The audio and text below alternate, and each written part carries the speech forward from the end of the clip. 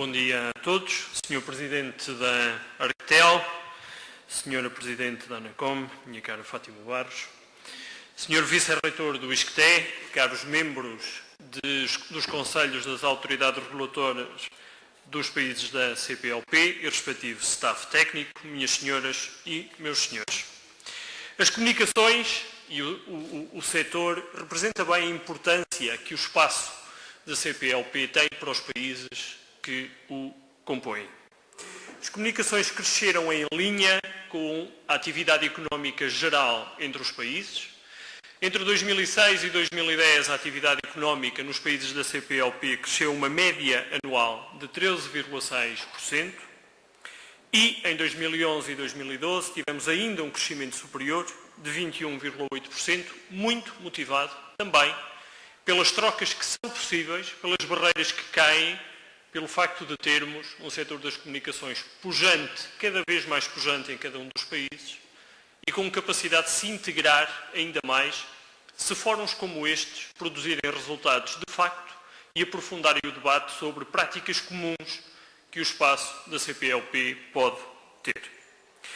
O setor em Portugal está plenamente liberalizado, quer ao nível das comunicações eletrónicas, quer ao nível das comunicações postais. Este é um setor que aproxima mercados, que elimina barreiras geográficas, que aproxima as pessoas e os negócios e que contribui decisivamente para o desenvolvimento socioeconómico harmonioso e para elevar os níveis de bem-estar em cada um dos países. O tema escolhido para este quarto fórum é da maior utilidade e da maior atualidade. Portugal encontra-se neste momento no processo de designação do prestador do Serviço Universal ou prestadores relativamente às comunicações eletrónicas e está a negociar com o prestador do Serviço Universal aquilo que deve ser o âmbito, o objeto desse mesmo Serviço Universal. E sei que nas sessões que antecederam este momento de encerramento houve muito debate sobre se já estamos lá do ponto de vista de nível de qualidade, se estamos lá do ponto de vista de objeto, ou se deveríamos ter ido mais longe do ponto de vista de ambição. E eu diria que o Governo acredita que num mercado liberalizado como este há um conjunto de objetivos de natureza política que devem claramente ser sinalizados para que o Serviço Universal seja verdadeiramente, ou represente verdadeiramente, o seu papel na sociedade. Ele deve ser inclusivo, garantindo o serviço àqueles que de outra forma não o teriam. O Serviço Universal não pretende substituir a liberalização do mercado, pretende cobrir aquilo que o mercado não tem, por variadas razões, capacidade de responder. Deve, como disse muito bem a professora Fátima Barros, promover a coesão social e territorial dentro de cada um dos países. Deve ainda ter elevados níveis de qualidade. E, por fim, deve, do nosso ponto de vista, ser financiado pelo setor para que nós possamos aprofundar a qualidade e a cobertura sem ter em consideração, nomeadamente, restrições de natureza orçamental. E no momento em que, para além de termos eliminado a golden share que tínhamos, o poder de veto para algumas decisões estratégicas que tínhamos na Portugal Telecom, e no momento em que estamos a acelerar o processo de privatização do nosso prestador de serviços postais, enfim, o CTT, e, portanto, no momento em que o Governo abandona definitivamente a sua função acionista neste setor, quero deixar muito claro que esse abandono se faz por uma agenda mais liberal do que aquela que Portugal tinha até a breve trecho, mas tem razões mais profundas. A agenda mais liberal mostra que, se nós sairmos da função acionista, nós abrimos a economia, nós diversificamos fontes de financiamento, permitimos uma mais rápida consolidação orçamental da nossa dívida pública e do déficit, reduzindo os níveis de austeridade, que são, por via das obrigações internacionais que temos, que são uma realidade hoje no nosso país, e com estes objetivos todos, do ponto de vista ideológico, muito claramente a ser prosseguidos, nós devemos, enquanto Governo e enquanto entidade que cria a orientação de natureza política, deve aprofundar o papel e o poder que os reguladores têm em cada um dos setores. Os reguladores não têm só o direito de olhar para o mercado e poder sobre ele opinar. Têm também um dever muito importante e que sei que, no caso da ANACOM, tem sido prosseguido com enorme cuidado. Deve dar certeza e estabilidade regulatória ao mercado, para que os agentes económicos para ele olham possam decidir favoravelmente investir mais, aprofundar os laços económicos com esse país, porque sabem que não haverá alterações que ponham em causa esse seu investimento. A confiança que os reguladores têm de dar aos setores é fundamental para que um país possa ser moderno e possa atrair investimento que permita a tal diversificação e abertura das economias.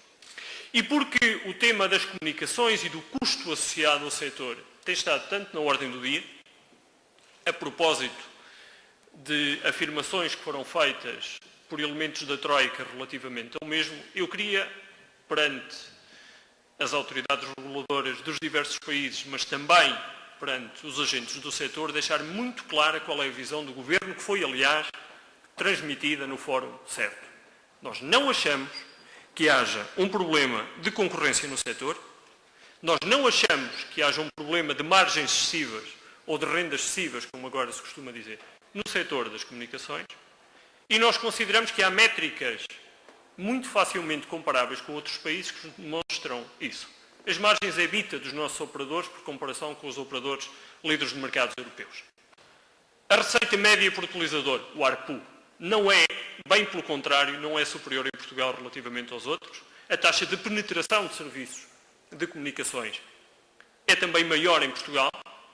Portugal compara muito bem do ponto de vista de inovação, de desenvolvimento e de investimento em tecnologias de ponta que permitem alargar a base de serviços a regiões do país ou partes de território que, comparados com partes de territórios similares de países avançados da Europa, não têm o nível de serviço que nós temos.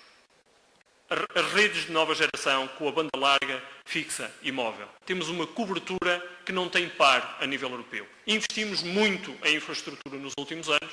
Temos agora de a rentabilizar no setor, densificando os conteúdos e obrigando a Europa, que tinha uma agenda para 2020 muito ambiciosa do ponto de vista de infraestrutura, já que Portugal fez uma boa parte daquilo que tinha de fazer até 2020 na parte de infraestrutura, que a Europa não fique para trás e que nos ajude a poder aproveitar o investimento que já fizemos na infraestrutura, para termos infraestrutura que verdadeiramente ligue toda a Europa, densificando do nosso lado a parte de conteúdos.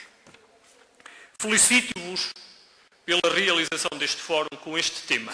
Como vos digo, em Portugal ele é plenamente atual, mas tenho a certeza que a discussão foi muito útil para cada um dos países que se fez representar.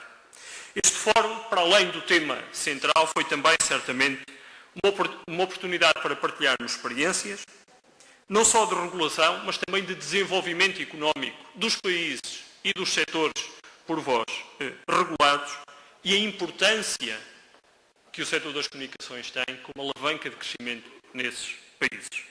Estes fóruns são locais privilegiados para debater temas tão críticos como a otimização da oferta, a utilização das comunicações, a integração das políticas, a coerência do ponto de vista regulatório, por forma a, diria eu, e deixo esta palavra final como um repto para futuros encontros, para podermos baixar os custos das comunicações no espaço da CPLP, criando uma tarifa, baixando o custo de roaming, de maneira a que a intensidade das trocas económicas entre os nossos países seja ainda maior e as comunicações reduzam as barreiras a essas trocas económicas. Parabéns pela iniciativa. Muito obrigado pelo convite.